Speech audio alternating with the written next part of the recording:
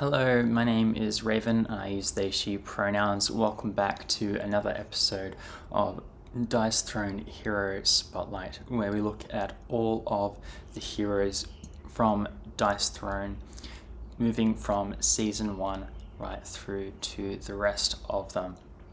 Today we're going to be looking at the Paladin, looking at their leaflet, their board, their cards, talking a bit about how they play. And for the Paladin, there's a lot of different status effects that they use to buff themselves and to affect their attacks or the damage that's coming at them. They're a bit more of a complex hero, and I think they're the first hero that we've seen that has a passive ability. So let's take a look inside the box and see how all of that works. Alright, this is the Paladin. As I was mentioning before, there's our status effects, lots of different positive status effects to buff our abilities.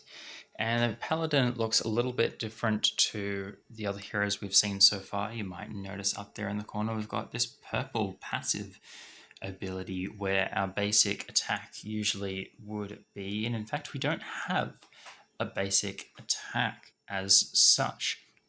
So it'll be interesting to see how they play out. Paladin is a complexity 5 hero, so a little bit more challenging to play with, but let's see how they work. So again, with our dice, we have 4 different symbols. 1 and 2, a sword. 3 and 4, a helmet. 5 is life, and 6 is prayer. And then we have 5 different positive status effects, each with a stack limit of 1, and each kind of unique so far to the Paladin, which is quite interesting. So we start off up the top here with Retribution. Positive status effect with a stack limit of 1. You can spend this after you've been attacked as a result of an opponent's offensive roll phase to deal half of the incoming damage rounded up back to the attacker. So if someone's attacking you for 8 damage, you can spend this Retribution to deal 4 damage back to them, which is quite nice. And there's a clarifying thing on the flip side of this leaflet. There's always FAQs on the other side that talks about how if you prevent some of the damage, the prevention and this are calculated at the same time, so you're dealing the amount of damage that would have been originally coming at you, not the decreased amount. Then we have Crit, another positive status effect with a stack limit of 1. If you're dealing at least 5 damage as a result of your offensive roll phase, you can spend this token to add an extra 4 damage to the attack. So this is a way to increase your damage with the stronger attacks that you're doing, and most of the attacks that you're going to be doing do at least 5 damage, so most of the time you're going to be able to add this 4 damage to your attack and make your strong attacks even stronger. Then we have Protect as another positive status effect with a stack limit of 1. You can spend it at any time to prevent half the incoming damage rounded up. This is kind of the inverse of what we had with the Retribution. If someone's attacking you for 8 damage, you spend this and you prevent half of that damage. So now there's only 4 damage coming at you. And if somehow you're able to spend 1 and then gain another and then spend that, you would prevent all of the damage, because half plus half is 1. It's not half of whatever damage is remaining. It's all calculated at the same time. Then we have Accuracy, and this is a fairly simple one. You spend it at the end of your offensive roll phase to make your attack undefendable. This is really lovely. Just be able to make any of your attacks undefendable, particularly if the opponent has a nasty defense roll. It's useful to be able to get around that. And then we have quite a unique ability here, and indeed it is a unique status effect. This is Blessing of Divinity. the next time that a player or team, if you're playing in a, say, 2v2 format, with this token would have their health reduced to 0, remove this token and set their health to 1 instead. This token may not be removed or transferred by any other means. So if you would die, instead you go to 1 health. This is kind of wild. So this is basically gives you a second life in many ways. Of course, there's still ways around that. If people have ways of doing isolated damage and things like that, and there's certainly heroes that can do that. But this can be quite strong, just giving you that little extra chance to get a leg up and get in the win. And it not being able to be removed or transferred by anything else that other people would want to do is very nice. Now, up here, as I mentioned before, we have this passive ability. So let's have a look at that. This is Tithe. It's a passive ability that says you may re-roll one of your dice at any time for 1 combat point per re-roll. And you can also draw a card at any time for 3 combat points per card. So this isn't an ability that you're activating with your dice. This is just a passive ability that is active all of the time. It is happening all of the time. At any time, you can re-roll one of your dice for a combat point. At any time, you can spend 3 combat points and draw a card. So the Paladin is able to spend their combat points to do quite a lot of things here, which is really interesting. So, and as you'll see, they're able to gain some combat points in a couple of ways, as we'll see right now with Retaliate. So for 3 helmets and a prayer, so at 1/6, we need to activate this ability. A chosen player, probably you, gains Retribution, and you gain 3 combat points. So this is a kind of nice setup sort of play. Again, you can use that 3 combat points to then immediately draw a card if you so desire. You've also got that Retribution as a way to be dealing damage back to the opponent if you need. So it does, in a sense, translate into damage, but damage a little bit further down the road. But it obviously isn't an attack. So there is some downside there, but it does give you a nice little bonus. Then down here we have Righteous Combat. So 3 swords, 2 helmets. You deal 5 damage and roll 2 dice. You add 1 damage per helmet, 2 damage per sword, heal 2 for every heart, and gain a combat point for every prayer or 6 that you've rolled. So we have a lot of different damage, little bits and pieces that we're having here, able to heal some health as well, and also gain some combat points. I have just realized I haven't been adding the different upgrades that are available for the different abilities that we have here as well, because those are important. So staying on our Righteous Combat for now, we have Righteous Combat 2 for 2 combat points. The only addition here is instead of rolling 2 dice, we're rolling 3 dice, which is quite lovely. So we could be dealing anywhere up to 7, 9, 11 damage. If we roll all swords, we could be healing up to 6 health. We could be gaining up to 3 combat points, all of which are quite lovely. And then if we want to spend another couple of combat points, we have Righteous Combat 3. And the Righteous Combat itself doesn't change, but we have this additional ability, Steadfast, for 2 swords and a helmet.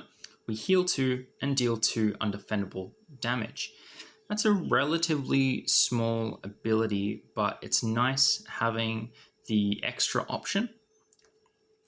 As always, having additional options is nice, but it is an extra 2 combat points, and you are, being able to use combat points to do rerolls and draw cards. So combat points are a little bit precious with the Paladin, so you need to be a bit careful about where you spend them. Going back up here to our passive, we do actually have an upgrade for it for 3 combat points. Now it only costs us 2 combat points to draw a card instead of 3. And whenever you successfully activate an ability during your offensive roll phase that utilizes at least one of those prayer symbols, at least 1/6, you gain a combat point.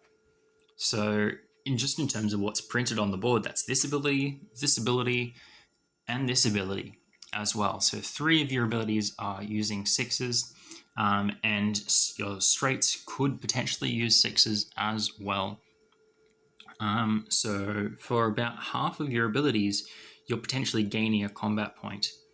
And it doesn't say activate an attack, it just says activate an ability. So this one does still work. So that is fairly nice. It is a bit of an expensive upgrade, but hopefully it will be paying for itself if you get it out early enough. We do have an upgrade for Retaliate as well. Retaliate 2 only costs us 1 combat point. You gain an additional combat point, so 4 instead of 3 when you upgrade it. And we also have Requital, which is all 4 of our symbols. You gain Retribution, heal 1, and deal 3 undefendable damage. That's quite a nice ability. Note here it does say you gain the Retribution, whereas here it's a chosen player, which works quite nicely for team play if you're doing a 2v2 sort of format, or even King of the Hill if you want to do a bit of politics. But yeah, having this additional option here with Requital is quite nice. Having undefendable damage is always lovely, and just healing a little bit as well. Then down here we have Mighty Prayer. 3 swords and a prayer for dealing 3 undefendable damage, then gaining crit and accuracy. Now, both crit and accuracy aren't going to be usable on this attack because the attack is already undefendable and we're not dealing at least 5 damage, but we can save them both for later. And we do have an upgrade to this ability for 2 combat points. Instead of 3 undefendable damage, it's now 4. And we also have Offensive Stance. If we don't get 3 swords, but we only get 2, we deal 2 undefendable damage and gain crit or accuracy instead of crit and accuracy.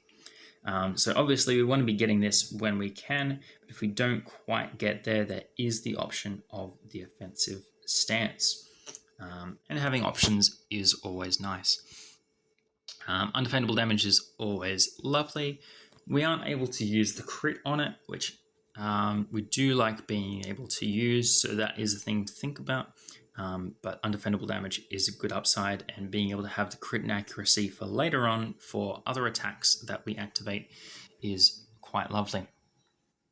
Then over here we have our straights. Holy Attack, small straight and large straight. With our small straight we heal 1 then deal 6. With our large straight we heal 2 then deal 8. Fairly standard amount of damage, not too much happening here. And with our upgrade, there's not too much extra happening. It costs us 2 combat points, and each one of these attacks is dealing 1 extra damage, which is fine, but there's certainly better upgrades that we have available to us. But a solid amount of damage there, and particularly if you've got that accuracy and crit from a Mighty Prayer previously, for instance, being able to make that undefendable, being able to add 4 damage to that attack is quite lovely. Then we have Holy Light, which is 2 life symbols, so 2 5s. You heal 1 for each 5 you've rolled, each of those life symbols, and then you roll 2 dice. On a sword, you gain a crit. On a helmet, you gain protect. On life, you draw a card. And on prayer, you gain 2 combat points. Now, keep in mind, each of these says on. So if you roll double symbols, you only get the thing once, which is a little bit annoying, but that's how this thing works, unfortunately. There is an upgrade to it where you roll 3 dice instead of 2. The first 2 are still the same. It is only on because you can't gain more than 1 crit or protect, but you can draw multiple cards and gain multiple lots of 2 combat points, which is quite lovely. But most of the time you probably don't want to be activating this ability. It is just a kind of setup ability, but being able to have the option there to draw cards is nice, or being able to gain a bunch of combat points potentially. and just having extra ways to gain that crit and protect. And then just lots of different ways to be gaining health as well. But obviously, yeah, not an attack. So we've got our other abilities there for the attacks. But then up here we have Righteous Prayer. So our 4/6's ability, deal 8 damage, not undefendable, worth noting. Then gain crit and 2 combat points. And that crit we can then immediately use with that 8 damage to turn it into 12 damage, which is quite lovely. I think I was talking with one of the previous heroes, it might have been the Moon Elf, about they didn't have undefendable on their 4/6's, and that was quite strange. Well, here the Paladin also doesn't have undefendable, but if we do the upgrade for 2 combat points, it does make it undefendable. So that turns it from 8 regular damage to 8 undefendable damage. That is the only difference between those two abilities, but being able to make it undefendable just immediately is quite nice. Then we also have the ability of Prosperity. 3/6's gain 4 combat points. Like, that is a fair chunk of combat points, but also that's kind of underwhelming. You most of the time you don't want to have to fall back on this, but as always, having the option is nice if you need it. It's better than nothing, of course. And there's lots that we can do with our combat points, like being able to draw 1 or potentially 2 cards if we've got our passive upgrade in play. Then we have our defense ability, Divine Defense. We're rolling 3 dice. On a sword, you deal 1 damage.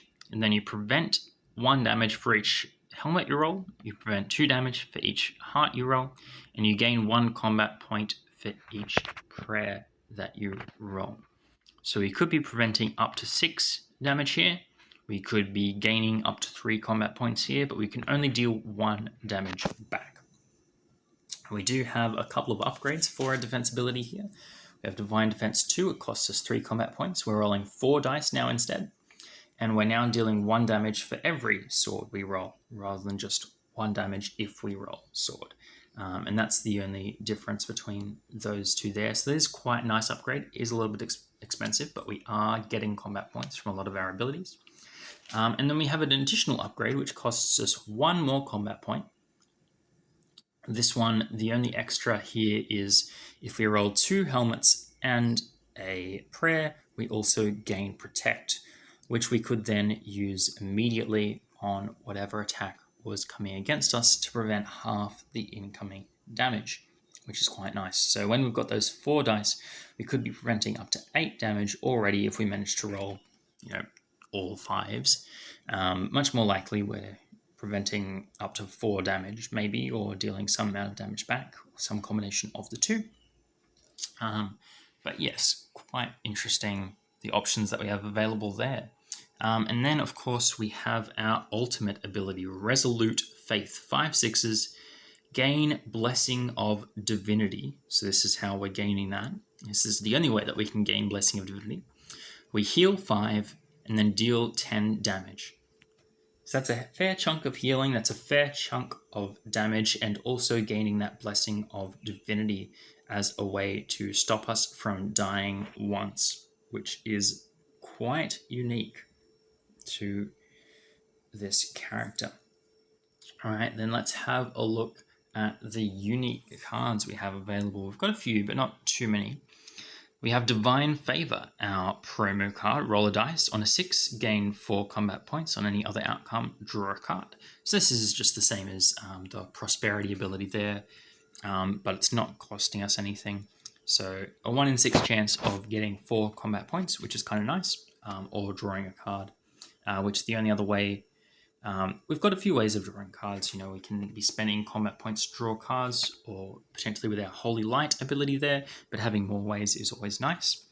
Then we have Consecration, which costs us 4 combat points, which gives us all of our positive status effects. It doesn't give us Blessing of Divinity, but it gives us the other 4 that we have on our leaflet there, which is quite strong. It is 4 combat points, so that is a fair bit, but it is quite a strong ability to be able to get. Then we have Blessed, #Blessed, 1 combat point, roll 1 dice. On a sword, draw 2 cards.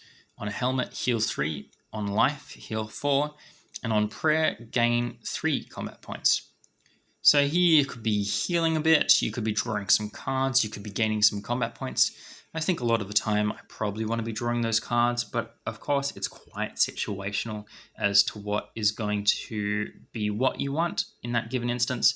But all of these are good, just some are going to be better than others depending on how the game is going. Next up, you have Mighty. For 1 combat point, a chosen player gains crit. It's just 1 combat point for essentially 4 extra damage at some point, which is kind of nice. But there's probably better things you could be doing with your combat points a lot of the time, but 4 extra damage is lovely. And then we have Absolution, a roll phase card. Play only after being attacked. Roll a dice. On a sword, deal 3 damage. On a helmet, prevent 3 damage. On life, prevent 5 damage. And on a prayer, prevent 2 damage and gain 2 combat points. So preventing up to 5 damage is quite nice. Being able to deal a bit of damage back can be nice as well, or gaining some combat points. So just a nice little way to be getting some extra utility there, or getting some extra prevention of damage is quite nice. So that's the Paladin. They are a bit tricky to play, I'll say. They are a bit tricky to play. They have less attacks than what you are used to, because that's not an attack. That's not an attack. That's not an attack. So really, you've just got these 2 here and your straights, as well as, of course, your 4/6's ability and your ultimate. So you're definitely going to be using that ability to be re-rolling dice with your combat points to try and activate particular abilities. That's going to be very useful for you. But this is also where having those upgrades in play to give you more options is going to be really helpful. Like having that requital ability, or even having that steadfast ability potentially, is going to be quite helpful to have more options of attacks that you can do. Because you have lots of ways to be able to be healing and preventing damage, but you need to be able to be dealing damage as well, dealing damage back to the opponent. We do have some ways to be drawing cards, which is nice, and gaining combat points as well, which is lovely. But yeah, that is the Paladin. Alright, that was the Paladin.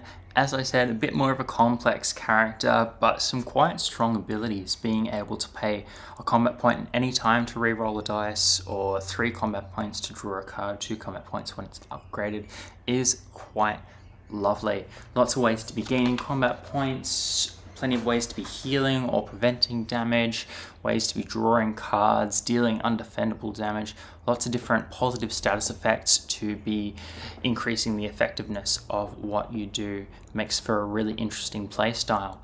But at the same time, some more challenging attacks to be able to activate, and no basic attack ability does make it a little bit more challenging to play. So that does mean that some people might prefer a simpler character to play with, like perhaps the Barbarian or Moon Elf that we looked at earlier in the series.